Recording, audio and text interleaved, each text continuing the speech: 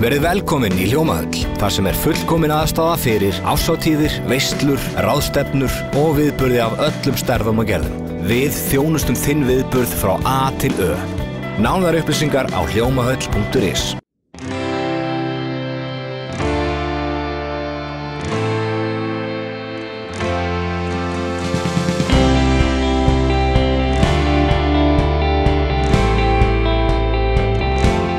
Komið sæl og verið velkomin með okkur í Suðurnesja Magasín. Þið sjáið að ég í fjöru hérna. Innan 800 þorrablótsgesti í íþróttahúsi Keflavíkur. Keflvíkingar þjófstarta þorranum og við byrjum þáttinn þar. Fjölbreyttur þáttur í þessari viku. Þetta bara íslensku þjóðlögumatur. Það bara saltkjöt og hangikjöt og sviðasulta og engin þorramatur. Já, sjálfsögðu sko. Og rófustoppa og tilheyrandi meðlæti sem fylgir svona þjóðlegum íslensku mat, uppstú. En svo að við svo kjúklingaréttur sem eitthvað fyrir þá sem get ekki borða hangikjöt og saltkjöt og þetta íslenska sko. Þetta alveg svo, við erum á svo mikið fjölmenning sko. Það ekki allir sem þekkja íslenska þjóðmat sko. Ekkert vegan á þorrablóti? Nei, við vorum að pæla að vera með súrar gúrkur. En við létum að vera, við erum með rófustoppu fyrir það og kartöflur og uppstú og svo ferssalat, þannig að þau verða að láta sér það nægja. Súrmaturinn svolítið súr? Hann vel súr í ár, já. Það eitthvað þorramati hérna? Ekki mikið. Af hverju? Bara, ég veit ekki, bara þetta venjulega. Ekkert súrir húsfungar eða neitt? Nei, ekki núna. Bara harfiskur og flækkugur og hangikjöt. Já, þetta svona smá þorri í þessu svona... Aðeins, ekki mikið aðeins samt. Mér alveg sama hvað það borða, en hvar fékkst hana jakka? AliExpress klikkar ekki maður! Og hann ekki kostað mikið, það vill lengi verið þessu nema þú. Eða hvað? Það kannski rétt hjá þér. Nei.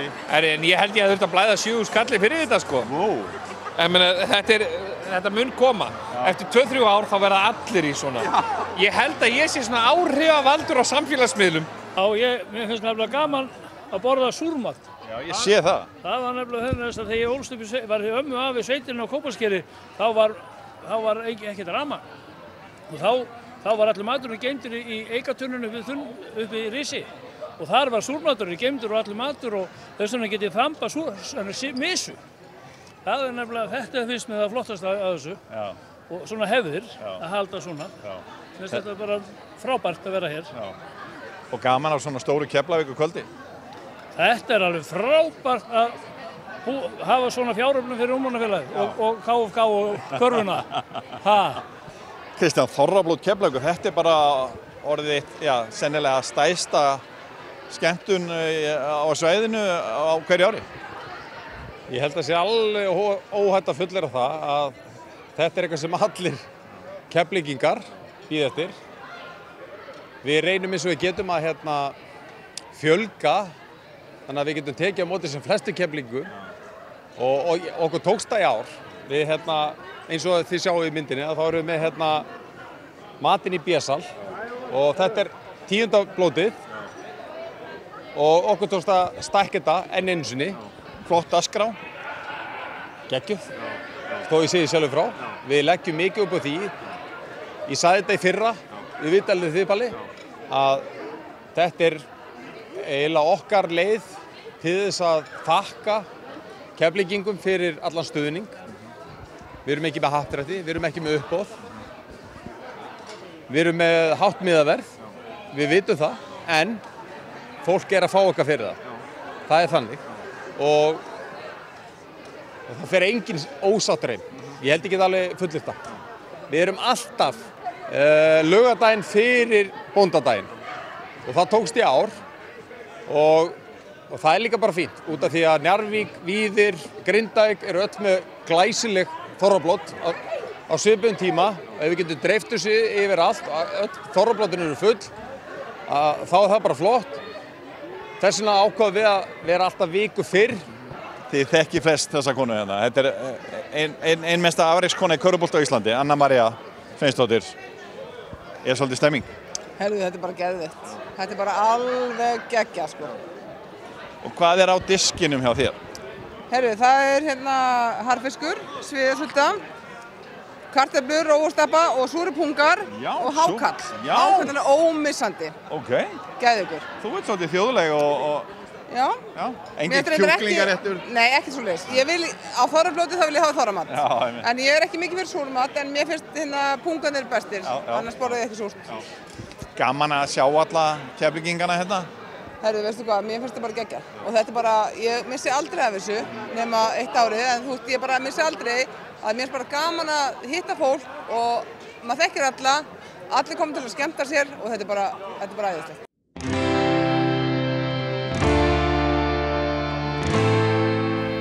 Frá Þorrablóti förum við til Sandgerðis og kíkjum inn í skáldaskáp. Það er nýtt verkefni og hugar fóstur myndlistarkonunnar Gunnhildar Þórðardóttur sem hún hefur sett af stað og snýrað ljóðagerð, vísum, kvæðum og að efla skapandi skrif. Við hittum hana á bókasafninu í Sandgerði. Gunnhildur, skáldaskapur, hvaða skápur er það? Já, skáldaskapur er færanlegt svona ljóðaverkefni sem að ég byrjaði í bókasafni Reykjanesbæjar á degi íslenskrar tungu síðast ári, 16. nóvember.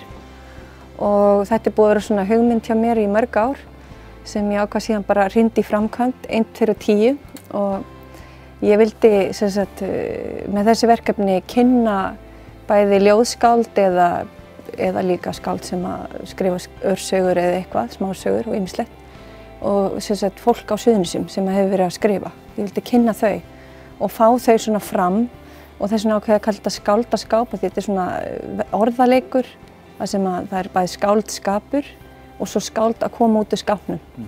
Það var svona hugmyndin. Og hvernig gengur að ná skáldunum út úr skápnum? Það gengur furðu vel.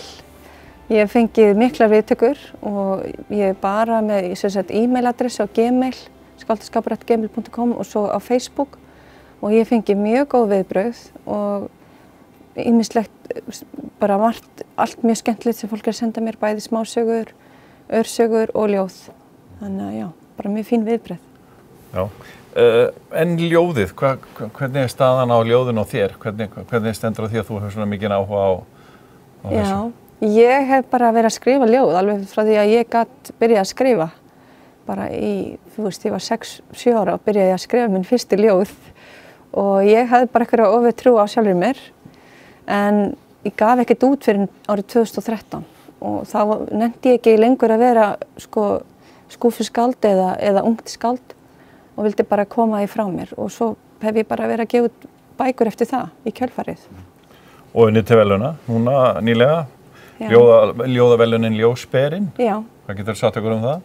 Það var mjög ánægilegt. Ég sá þetta bara auglýst og hendi inn nokkrum ljóðum og það kom mér mjög óvart. Það var mjög gaman, ánægilegt að fá það. Og svo varstu með bók núna? Já. Á haustum og fyrir jólin, eða ekki? Einmitt. Það var svona rómantísk ljóðabók, svona ástin á landinu og ástin á manninum og ýmislegt. Hvað eru helstu viðfangsefnin hjá þér í ljóðum? Já, það fer nú bara eftir hvernig ég er upplögð, sko. Ég stundum að kannski með einhverja pólitík en yfirleitt er þetta svona eitthvað rómantískt eða einhverja lýsingar og eitthvað sem að, já, það kannski bara fer eftir hvernig ég er upplögð. En ertu með, þú veist, símaðin eða ertu með minnisbók og ertu að skrifa alls það sem kemur? Já, ég er svolítið gamaldags. Ég er alltaf með litla minnisbók og skrifa það þannig. Þannig að já. En í viðtali í haust við Víkur þá varst að segja að þess að þú varst úlingur hafi ljóðin hjálpað þér í svona, hvað ég var að segja, tilfinningaróti, sagði þér. Já, algjörlega. Ég held þetta sé bara almennt rosalega gott að skrifa niður þó þú viljir ekkert endilega deila því með fólki. En svo er náttúrulega bara afbragð ef þú vilt deila því með fólki og þau finna þig sig í þínum skrifum. En ég held að þetta sé bara hollt fyrir alla að skrifa niður hvernig manni líður. Og nú er náttúrulega alltaf verið að tala um að maður á að vera að tjá sig, maður á ekki að halda sig niðri eða maður á frekar að tjá sig hvernig manni líður og þá held ég að fólki bara líði yfirleitt betur. En þú ert listræn, þú ert að teikna með ljóðunum þínum líka, eða ekki? Jú, ég er náttúrulega fyrst og fremst myndlistarmaður og starfa sem slík þó ég starfi sem kennari líka og ég er náttúrulega alltaf að teikna og skissa eða vinna einhverju listaverkum fyrir einhverju sýningar. Og fer það vel saman? Mjög vel, með ljóðum? Mjög vel. Þetta svona, þetta mjög eðlislegt mér að vera bæði að skrifa og skapa einhver verk með. Og ég segi líka alltaf sko að ljóðið ekki dautt, eins og margir segja að málverkið sé dautt. Það langt í frá að hvorki málverkið né ljóðið dautt sko. Þrátt fyrir tíma samfélagsmiðla og tíma tækniðinnar, þá stenst þetta tímans tönn. Þá lifir ljóðið? Já, það lifir ljóðið. Svona, eru það viðbröðin sem þú ert að fá út í samfélaginu að þó að séu allir í símanum og á samfélagsmiðlum þá lifir þetta? Já. Alveg sem með bókina? Alveg sem með bókina, algjörlega. Við höfum áhuga á hvað fólk að gera og hvað það hefur að segja. Og fólk hefur sérstaklega áhuga á sögum. Og þetta eru sögur líka, ljóðin. Hefur tilfinningu fyrir því að unga fólkið í skólunum í dag, þú veist, er það að læra ljóð heima? Nú Frost á Fróni og öll þessi gömlu söngvar og lög. Er það ennþá að læra svona lag utan að eins og ég gerir gala það? Já, einmitt. Nei, það er bara, ég held að sé bara svona örfáir kennarar sem að gera þetta ennþá. Og þetta er svo góð leið fyrir börn að læra að tjá sig og koma fram, að lesa ljóð fyrir framan bekkinn og túlka þau líka, því þetta er svona eitthvað svona leikræn tjáning í leiðinni. Þá er þetta hvorutveggja mjög heilbrigt. Og fer vel með tungumáli nokkar? Og fer vel með tungumáli, algjörlega, og vekur áhuga nemenda á málinu. Nei, þetta er svona hjálpar öllum að vera skapandi í rauninni að semja ljóð eða lesa ljóð. Algjörlega. Þannig að þú ert á því að ljóðið eigi alveg góða framtíð fyrir sér. Já, og núna bara á síðasta ári það hafa aldrei komið jafn margar ljóðabækur fram. Það hafa aldrei verið prentar jafn margar ljóðabækur á Íslandi á síðasta ári. Í þessum skáldaskáp lasin 22 ára Helena Rós Gunnarsdóttir Keflavíkurmær upp ljóð sem hún hefur samið. Við spurðum hana út í ljóðagerðina. Það í rauninni bara þannig að ég skrifa alltaf á hverjum degi í dagbók og svo skrifa ég kannski fleiri texta og ljóð. Hvernig gerist þetta? Er þetta búið að fylgja þig lengi? Já, ég skrifaði mitt fyrsta ljóð þegar ég var 13 ára til afa. Já. En ég gerði í rauninni ekkert mjög mikið í kjölfarið fyrir núna bara nýlega og þetta hjálpa mjög mikið þegar mér líður illa eða bara hef einhver svona vangaveltur eða erfiðar hugsanir. Þá reyni ég alltaf að skrifa það niður og stundum kemur textabrot og stundum kemur ljóð. Verður þetta til hjá þér svona bara hér og þar? Já. Ég er eiginlega alltaf með litla svona dagbók á mér í veskinu ef að koma einhverja hugmyndir eða eitthvað. Ertu að skrifa dagbók bara þitt líf? Já. Hjálpa það þig líka? Já, það hjálpa mjög mikið. Júní 2018. Hún læðist upp á mér og hvíslar í eyrun mín, grátbiður vistarleyfi. Henni líður illa þegar ég hunsa hana. Mig langar helst að eyða henni á meðan hún er veikburða og veit ekki hvert hún á að snúa sér. Hún biður hjálp. Það er erfitt að hlusta á hana gráta en vilja ekki hjálpa. Desember 2019. Ég borða mat. Það er gott. Ekkert af því. Ég brosi án ástæðu. Það er í lagi líka. Ég elska mig af engri ástæðu. Það er líka í lagi. Ég borða því ég elska mig af engri ástæðu. Ertu á leiðinni út? Það er alltaf ódýrara að bóka bílastæði við Keflavíkurflugvöll fyrirfram á kefairport.is. Einfaldaðu lífið, tryggðu þér stæðið og borgaðu minna í leiðinni. Ertu að fara í flug? Það er tilvalið að koma með bílinn til okkar í Reykjanesbæ þegar þú fer í fríið. Tjónaskoðun, bílamálun og réttingar, bílrúðuskipti og viðgerðir. Bílbót EHF, Bólafæti 3, Njarðvík.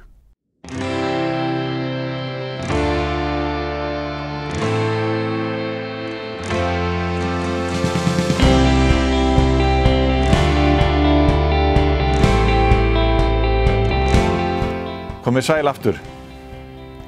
Tvö ungmenni af erlendum uppruna sem fluttu til Suðurnesja ungað árum hafa að undanförnu sagt grunnskólanemendum frá reynslu sinni að hafa stundað íþróttir og hversu góð leið það hefur verið til þess að tengjast samfélaginu.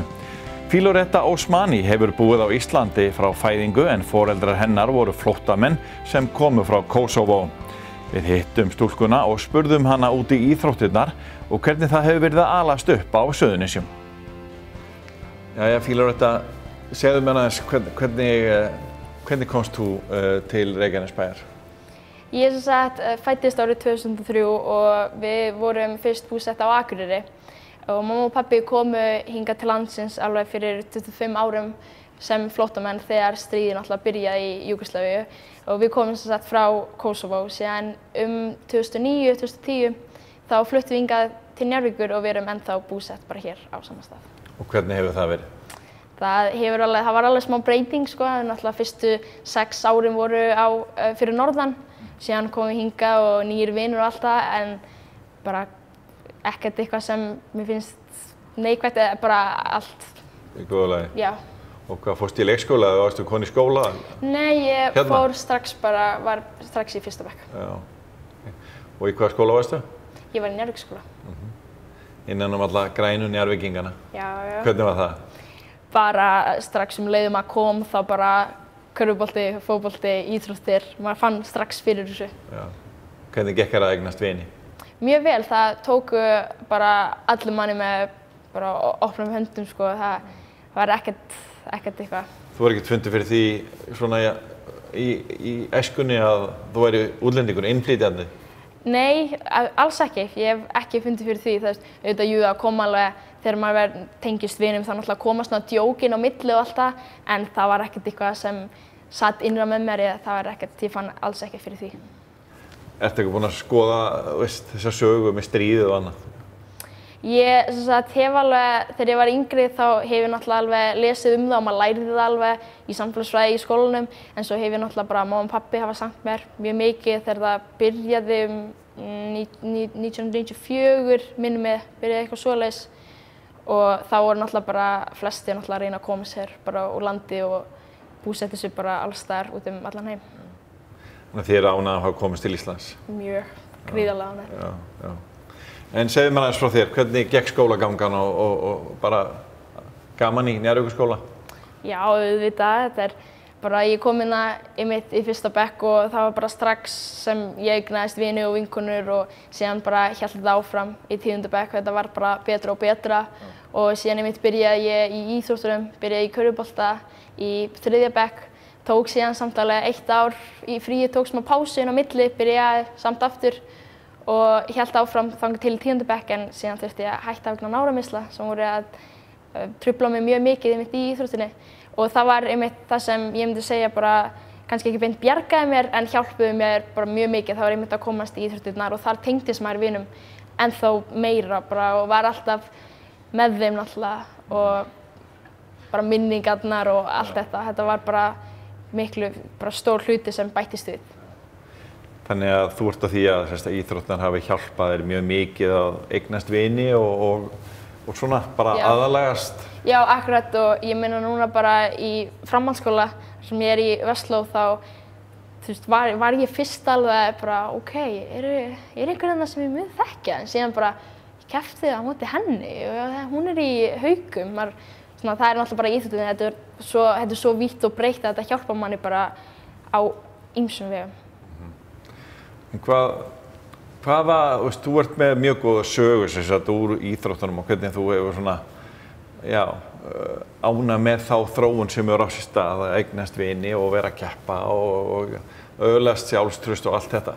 En hvað segirðu mér af ungmennum í dag sem eru innflytjendur hérna á svæðinu, mjög mikið af fólki? Hvað þarf að gera? Nú ert þú í þessum að kynna þetta með Magic Baginski, það sem þið eru að kynna fyrir ungmennum í grunnskólum í Reykjanesbæ, hvað þetta sé mikilvægt og auðveldar ungmennum að ná tengingu við og eignast vini og annað. Ertu með eitthvað ráð svona fyrir unga fólkið?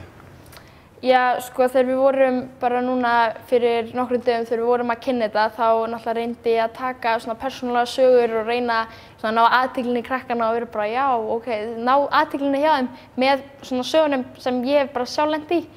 En það sem ég myndi segja er kannski stærsta vandamáli er að ekki beint foreldrarnir en foreldrarnir eru kannski þau sem eru fluttingað, þau eru kannski ekki beint að pæla í því að senda krakkana strax í íþróttir, þau eru fyrst að reyna náttúrulega bara að koma sér í gang. En það er líka bara svo margt sko, sem margir vita ekki eins og til dæmis hvatagreiðslur. Það eru mjög margir sem vita ekkert að maður fær borgað tilbaka ef barnið manns er í íþróttum og líka bara það er náttúrulega alltaf styrkir sem er hægt að fá hjálp frá ef eitthvað er bara sem maður getur ekki alveg náttúrulega bara ef foreldrar geta ekki borgað eða eitthvað, það er náttúrulega alltaf einhverstaðar sem hægt að sækja hjálp en ekkert allir sem vita af því.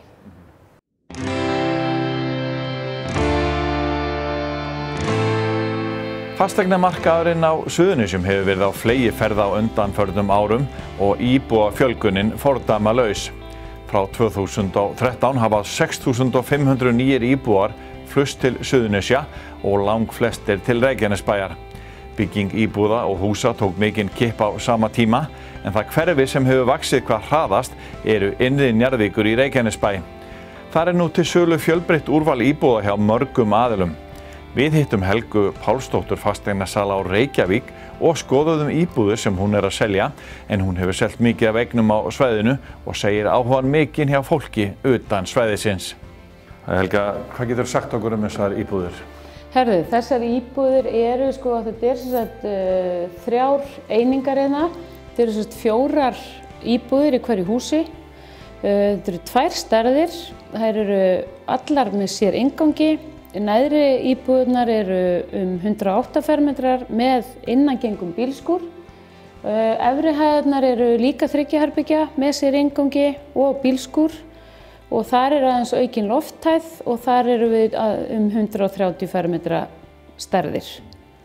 Það mikið lagt í innréttingar og þetta er alveg svona gólfefni. Já, ég bara segi eins og að ég hef komið að mörgum nýbyggingum en þetta eru svona íbúðir sem ég myndi segja væri bara, ég hef aldrei séð bara eins mikið af bara í rauninni vönduð efni, frágangur, mikið lagt í allar íbúðir, lýsingu, bara hönnun á eignunum og þær eru líka sérlega bara vel nýttar og náttúrulega, já, bara virkilega svona vandað allt og það er svona, manni líður vel að selja þessar eignir þar sem að þær eru, maður er alveg öruggur að það sé allt sérlega vel gert og frágangur góður.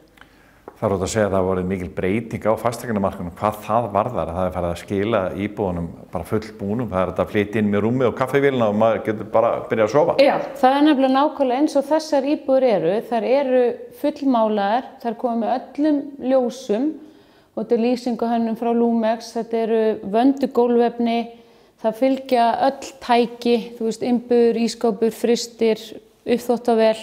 Og eins og þú segir, það er bara hægt að flytja inn með rúmið sitt og sængina. Og þetta er það sem að fólk vil kaupa í dag? Það er svona? Já, maður finnur það. Fólk svona, það finnst í rauninni eins og með gólfefni að það sé eitthvað sem að bara er búið að velja og setja á.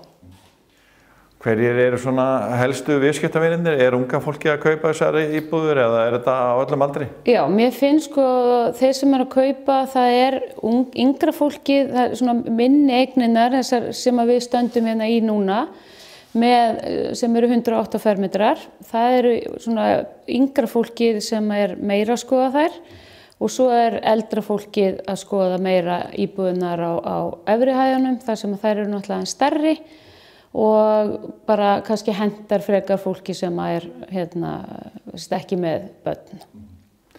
Og þú ert nú búin að koma að sölu á íbúðum hérna í langan tíma.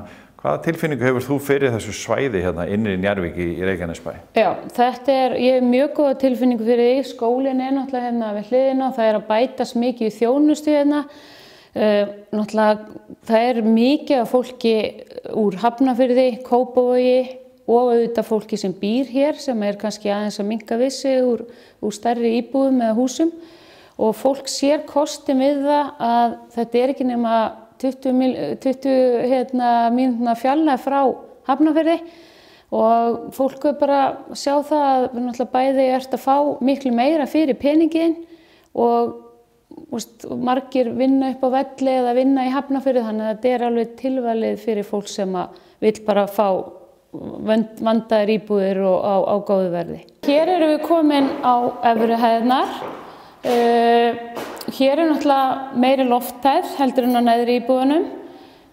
Hér er það sem við höfum hérna er þetta auka 2 baðherbergi. Annað baðherbergið er innangengt frá hjónaherberginu og það er líka hægt að labba út á svo 40 fermetra svalir bæði frá hjónaherbergi og stofunni og svo náttúrulega eru bílskúrar eins og ég talaði bæði með efri og neðri hæðunum. Þannig að þetta er svona, já, þetta er ekki allstað sem er hægt að fá þetta allt eins og er í þessum vönduðu íbúðum. Þú byrjaðir að selja hérna íbúðir í Reykjanesbæ og Suðurnesjum bara, já, fyrir hrun. Það er náttúrulega búið að vera mikil breyting síðan þá. Já, algjörlega. Bæði náttúrulega búið að byggja mikið, það var náttúrulega lítið þannig séu nýbyggingar fyrir þann tíma. Já, þannig að þetta er eins og segi, og það hefur líka verið svona vöntun á þessum minni húsum eins og hér, þetta er bara fjórbýli, alla með sér inngangi og alla með bílskúr. Það er ekki mikið til af eignum það sem er bílskúr sem fylgir öllum íbúðum og auðvitað þessi sér inngangur sem er náttúrulega mikill kosti fyrir þá sem vilja til dæmis vera með dýr. Leiðum við þökkum fyrir áhrifið minnum við á aðra miðla Víkurfrétta. Við erum í sjónvarpi, í blaðaútgáfu og svo rekum við 2 fréttavefi. Blaðið okkar fagnar 40 ára afmæli á þessu ári. Því er dreift inn á hvert heimili og í fyrirtæki á Suðurnesjum. Víkurfréttavefurinn er með nýtt efni á hverjum degi og sömuleiðis golfvefurinn kylfingur.is. Þennan þátt og eldri þætti Suðurnesja magasíns getið þið séð í snjalltækjanum ykkar eða tölvinu á Víkurfréttavefnum. Njótið vel og takk fyrir okkur, sjáumst í næstu viku.